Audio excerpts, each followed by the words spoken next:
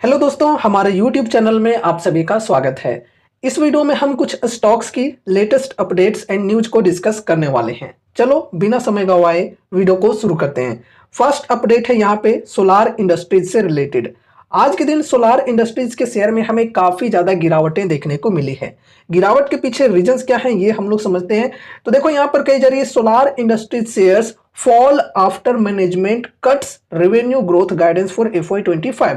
FY25 के लिए management ने रेवेन्यू ग्रोथ गाइडेंस को कट किए हैं। पहले जो गाइडेंस दी गई थी उसे यहाँ पर कम किया गया है इस बार। तो इसी वजह से आज के दिन शेयर प्राइस पे हमें काफी ज्यादा सेलिंग प्रेशर देखने को मिली है। थोड़ा विस्तार से समझते हैं इस चीज को। Shares of Solar Industries India limited declined as much as 6% on Thursday February 6th after the management said that they will fall short of the 30% revenue growth guidance for FY25 due to a slowdown in the domestic market। तो कहने का मतलब ये है कि FY25 के अंदर हमारी जो रेवेन्यू ग्रोथ है ये 30% की रह सकती है। इस प्रकार की गाइडेंस दी गई है जो कि पिछले बार जो गाइडेंस दी गई थी उसके कंपैरिजन में कम है। रेवेन्यू ग्रोथ गाइडेंस को मैनेजमेंट ने कट किया। रीजंस इन्होंने क्या बताए हैं? Slow down in the domestic market. Domestic market में स्लो डाउन के वजह से रेवेन्यू के अंदर हमें थोड़ी सी प्रेशर देखने को मिल सकती है, ये बेसिकली इनका कहना है। और इस वजह से रेवेन्यू ग्रोथ गाइडेंस को पिछले बार के मुकाबले में कम किया गया है FY25 के लिए। आगे कही जा रही है while the defense revenue guidance remains sustainable it may vary by 5 to 10%।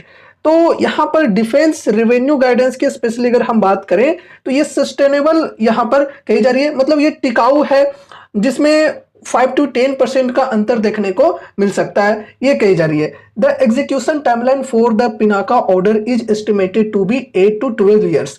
तो यहाँ पर देखो पिनाका के लिए जो ऑर्डर्स मिले हैं कंपनी को, इसकी एग्जीक्यूशन की बात कही जा रही है कि इसे एग्जीक्यूट करने में 8 to 12 ईयर्स का समय लग सकता है। ठीक है, although revenue growth will be lower than the previous guidance margins are expected to improve। तो देखो प्रीवियस गाइडेंस जो दी गई थी उसके कंपैरेटिवली यहाँ पर रेवेन्यू ग्रोथ जो है इस बार कम किया गया है। रेवेन्यू ग्रोथ की गाइडेंस की बात यहाँ पर हो रही है, तो गाइडेंस यहाँ पर पिछले बार के कंपैरिजन में कम किया गया है। लेकिन मार्जिन्स की बात करें तो मार्जिन्स के अंदर इंप्रूवमेंट्स देखने को मिल सकती है, ये कुछ चीजें कही गई है। एंड यहाँ पर बेसिकली रेवेन्यू ग्रोथ गाइडेंस को कट किया गया है पिछले बार के कंपैरिजन में। तो इसी वजह से आज के दिन शेयर प्राइस पे हमें अच्छी खासी गिरावटें देखने को मिली है। अब चलो यहाँ पर नेक्स्ट स्टॉक के ऊपर डिस्कशन करते हैं जो कि है आजाद इंजीनियरिंग। तो दोस्तों आजाद इंजीनियरिंग से रिलेटेड एक अच्छी खबर है। Azad engineering science long term deal with Rolls Royce to supply civil aircraft engine components. इस न्यूज को हमने कम्युनिटी टैब पे भी शेयर किया था। तो देखो खबर यहाँ पर यह है कि आजाद इंजीनियरिंग ने यहाँ पर एक लॉन्ग टर्म डील की है रोल्स रॉयस के साथ में। किस चीज के लिए? सिविल एयरक्राफ्ट इंजन से रिलेटेड जो कंपोनेंट्स हैं उनकी सप्लाई के लिए। तो इस न्यूज के वजह से आज के दिन हमें आजाद इंजीनियरिंग के शेयर प्राइस पे अच्छी खासी तेजी देखने को मिली थी। अब चलो नेक्स्ट अपडेट को डिस्कस करते हैं जो कि है कल्याण ज्वेलर्स से रिलेटेड। दोस्तों पिछले कुछ दिनों में हमें अच्छी रिकवरी देखने को मिली थी कल्याण ज्वेलर्स के शेयर में, लेकिन आज इस शेयर में हमें काफी ज्यादा गिरावटें भी देखने को मिली हैं। तो गिरावट के पीछे रीजंस क्या हैं ये हम लोग समझते हैं। तो देखो कंपनी के एक प्रमोटर हैं जिन्होंने अपनी जो शेयर होल्डिंग है वो होल्डिंग को प्लेस्ड किए हैं, यानी कि गिरवी रखे हैं। ठीक है, एंड यहां पर देखो कही जा रही है the promoters of the company created an additional pledge on 2.5 crore shares of the firm representing a 2.47% stake.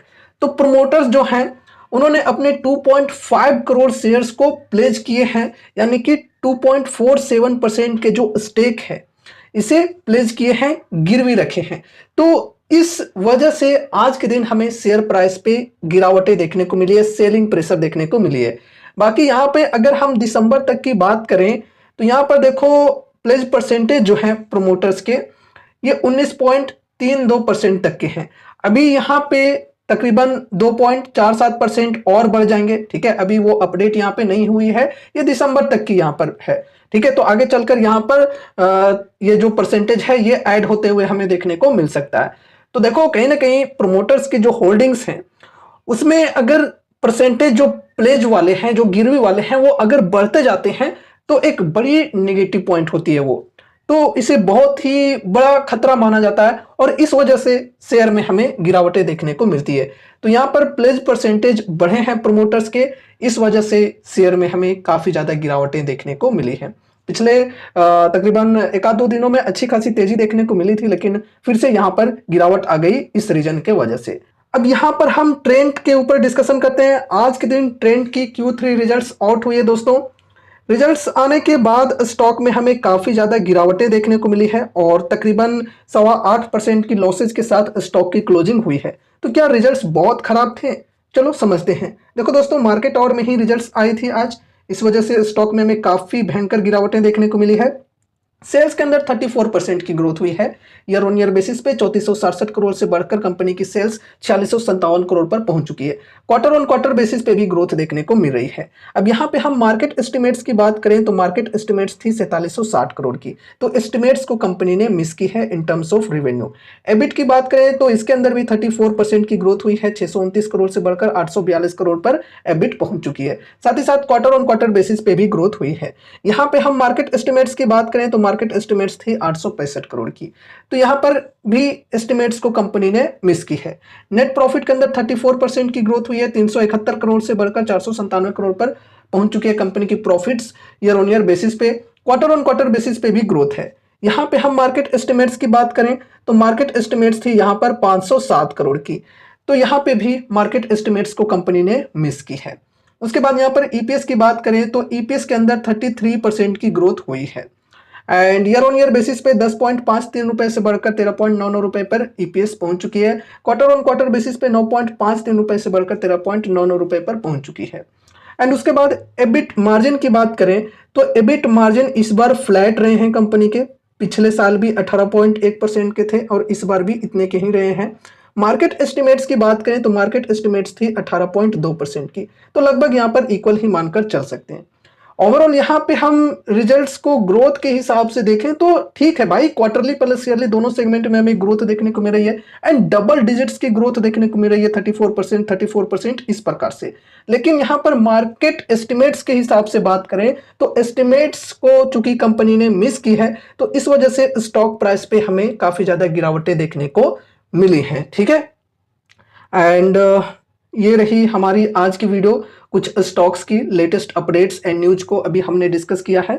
उम्मीद है कि इस वीडियो के माध्यम से आपको कुछ यूजफुल इन्फॉर्मेशंस मिले होंगे, तो वीडियो को लाइक कर देना। एक बहुत ही इंपॉर्टेंट चीज दोस्तों कि यहाँ पर हमने जो भी चीज़ों को डिस्कस किया है वो सिर्फ और सिर्फ एजुकेशनल पर्पज से किया है। तो इस वीडियो को देखने के बाद अगर आपको कुछ भी इंटरेस्ट लगता है तो फिर आपको अपने तरफ से भी कुछ स्टडी एंड एनालिसिस करनी है।